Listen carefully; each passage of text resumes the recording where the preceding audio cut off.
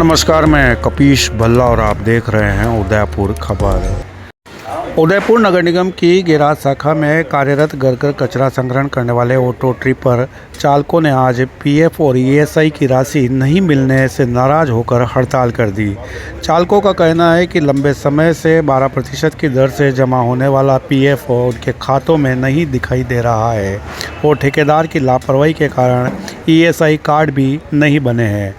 कई कार्मिकों को बीमारी की स्थिति में महंगा इलाज अपने खर्च पर करवाना पड़ा, जिससे नाराज होकर सभी ने कार्य रोकने का निर्णय ले लिया। हमारे गेरा शाखा में 1 साल से आयुर्वेद सिक्योरिटी नाम का ठेका चल रहा है, लेकिन जिस दिन से ठेका चालू हुआ है उस दिन से आज दिन तक इनका कोई पीएफ का विवरण नहीं है और कुछ पीएफ डाला गया तो वो निम्न पैसे डाले गए जिनका कोई संज्ञान भी नहीं है, जिनका कोई रिकॉर्ड भी नहीं है।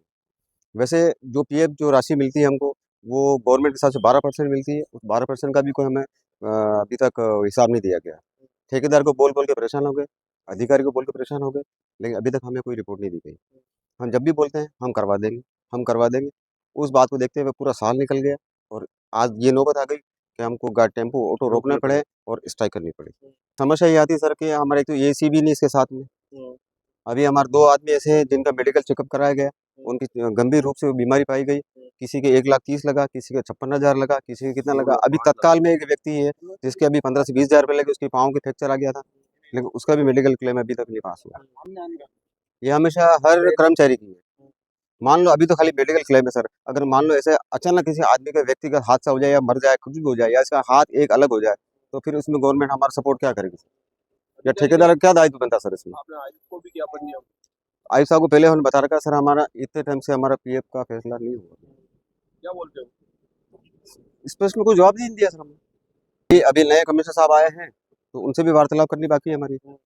बेरवाजी को लड़कों ने 5-7 जनों ने ग्रुप में जाके उनसे बात की थी और लिखित में भी दिया था सर हमारे पीएफ का फैसला करा दिया जाए। तो उन्होंने कहा था कि सर हम 4 महीने का हमारा पीएफ जो बता रखा है छुटकुट में, कभी 900 कभी 500 कभी 400, उसका कोई हिसाब किताब नहीं। और बेरवाजी ने बोला था कि मैं इनका फैसला बहुत जल्द करवा दूंगा, लेकिन अभी तक वो फैसला नहीं हुआ। ये सही से प्रॉब्लम आई थी मैंने अभी इलाज करवाया था, जिसका मुझे अभी तक कोई भी पैसा नहीं मिला, कोई पास नहीं हुआ उसका। क्योंकि मैंने ये सही पता भी किया था तो उन्होंने बोला इनके अकाउंट में बैलेंस नहीं बता रहा है, तो ये सही पास नहीं हो पा रहा है। यहीं से जमा नहीं करा रही। यहाँ से जमा नहीं हो रहा है, इसलिए जैसे नियम क्या है? नियम ये है यहाँ से जमा होगा तो मुझे आगे से मिलेगा, तो जमा कराना पड़ता है। लेकिन हमारा जैसे मैसेज आता है हो ही नहीं रहा ना वहाँ से। इन्होंने करा ही रखा है 1,70,000 रुपये स्वयं खर्चे पे लगे मेरे। अब मैं पूरी फाइल बना के दे दी मैंने, लेकिन अभी तक कोई बिल पास नहीं हुआ मेरा। ये तो हमारे को जैसे इनके आए हुए 1 साल हो चुके हैं, इनको आराध्या कंपनी को आए 1 साल हो चुका है। 1 साल से अभी तक यही समस्या चल रही है हमारी। सबसे मुलाकात कर चुके हैं, सबसे यही होता है कि आगे से होगा कर देंगे, वो झूठा झूठा सजेशन मिलता है हमारे को। ये तो सर इन्हीं की होगा ना, प्रशासन की जिम्मेदारी है, हमारी थोड़ी है। सर परिवार बहुत दुखी हुआ मेरा, और मेरे बहुत ये मेडिकल और दवाइयों में सब परेशानी हुई सर, और कहीं से भी कोई सुविधा नहीं मिली सर। मैंने इनको भी बोला सर को, मैंने मैं एडमिट हो गया हूँ, मेरा अटैक आ गया है सर, और यहाँ से सूचना दी मैंने इनको कि भाई मेरे ये हो गया है और मैं एडमिट हो रहा हूँ सर। फिर मैं एडमिट हुआ और मेरा इलाज चला। घर वाले बहुत परेशान हुए सर पैसे का इंतजाम करने में, और कहीं से कोई सहायता नहीं मिली सर, और अभी तक कोई सहायता का आश्वासन नहीं है सर। मेरे को ये 8-9 महीने 4-5 महीने हो गए सर।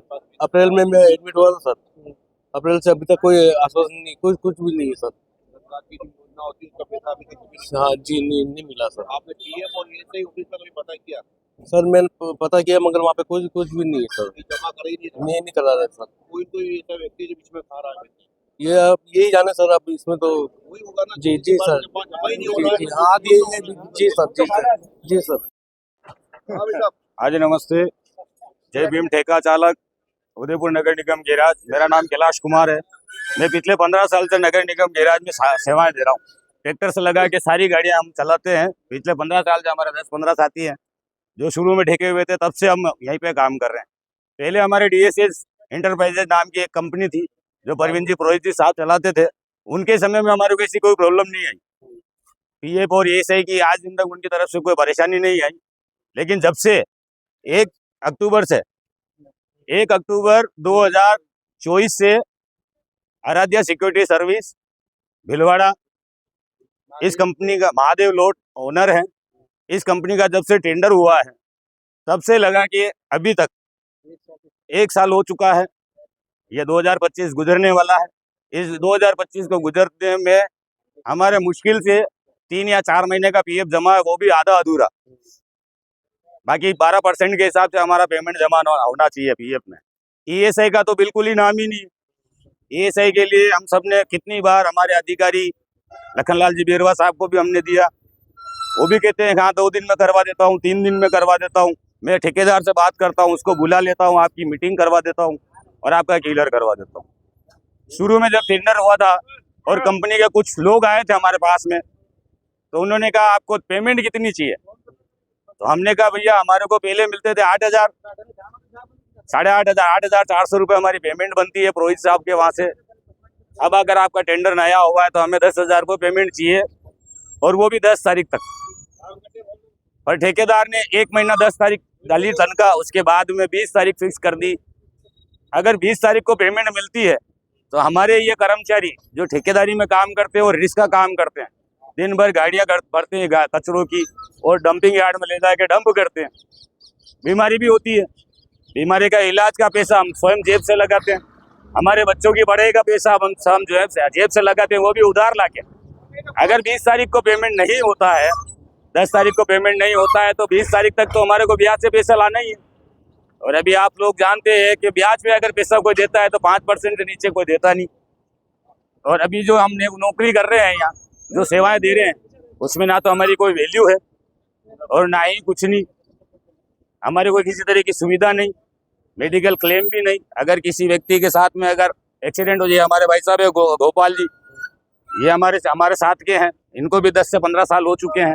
अभी इनको अटैक आया था 4 महीने पहले, तो इन्होंने मेडिकल क्लेम के लिए, ईएसआई के लिए ठेकेदार जी को भी बोला, हमारे अधिकारी को भी बोला। अधिकारी ने बोला हाँ मैं आपका क्लेम पास करवा दूंगा। इनके भी 70 से 75,000 रुपये लग चुके हैं और अभी तक इन्होंने जेब से ही भरे। हमारा भाई ये शोभा लाल जी, ये डीएसएस में मेरे साथ में 10 से 15 साल से काम कर रहे हैं। इनका डंपिंग यार्ड में बेल से झगड़ा हुआ था, बेल ने इनको मारा, इनके पैर में झगड़ा, पैर में फ्रैक्चर वगैरह, राड वगैरह सब पड़ी। इनका डीएसएस से जो पास हुआ 65,000 रुपये, वो डीएसएस वाले पुरोहित साहब ने आगे लेके काम करके और इनका पैसा पास करवाया। तो हम तो ये चाहते हैं कि इस कंपनी को ब्लैक लिस्ट किया जाए और हमें संविदा पे या डेली वेतन पे इस नगर निगम गैराज में जो हम 15-15 साल से काम कर रहे हैं, हम सब जने जो 36 से 40 ड्राइवर हैं, इन सभी को वो ऑलरेडी ब्लैक लिस्टेड है। उस व्यक्ति का कोई कैरेक्टर नहीं है। या क्या किया है, हम लोगों के साथ में शोषण हो रहा है। 10,500 रुपये तनख्वाह बता के 8,500 रुपये हमको तनख्वाह दी जा रही है और उसमें भी हमारा पीएफ जमा नहीं हो रहा है। हम आज से स्ट्राइक पे हैं। जब तक हमारे पीएफ और ईएसआई का फैसला नहीं होता है तब तक गाड़ियां इस गैराज से बाहर नहीं निकलेगी। मेरा भाई अगर गाड़ी लेके जाता है हमसे बिना पूछे और उसके साथ में अगर कोई मारपीट होती तो उसकी जिम्मेदारी उसकी स्वयं की रहेगी। हड़ताल की सूचना पर निगम आयुक्त अभिषेक खन्ना ने तत्काल संज्ञान लिया और संबंधित अधिकारी को अवगत कराया और ठेकेदार महादेव लोट के तथ्य मांगे।